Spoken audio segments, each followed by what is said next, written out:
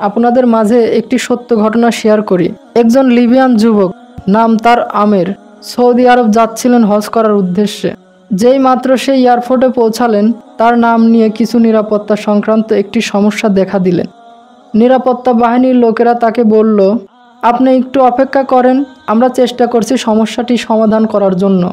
এই সময়ের মধ্যেই অন্যান্য সব হাজিরা তাদের সকল প্রক্রিয়া শেষ করে প্লেনে উঠে পড়ল, আর প্লেনের দরজা ততক্ষণে বন্ধ করে দেওয়া হলো। কিছুক্ষণ পর সমস্যা ঠিক হলো, কিন্তু পাইলট দরজা খুলতে রাজি হলো না।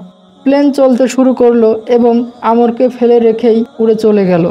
অফিসার তাকে সান্ত্বনা দিয়ে বলল, মন খারাপ করো না, হয়তো এটা তোমার কপালে ছিল না। কিন্তু আমরের ছিল অটল বিশ্বাস। সে উত্তর দিল, আমার নিয়ত হজের, আমি যাবই ইনশাআল্লাহ।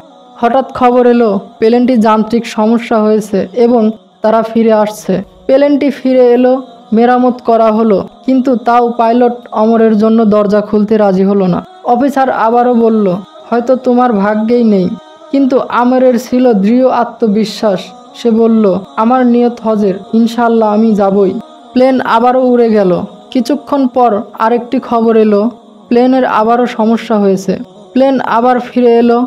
এরপর প্লেন ঠিক করা হলো এবং পাইলট নিজেই এবার বলল, আমের প্লেনে না উড়লে আমি আর উড়ব না।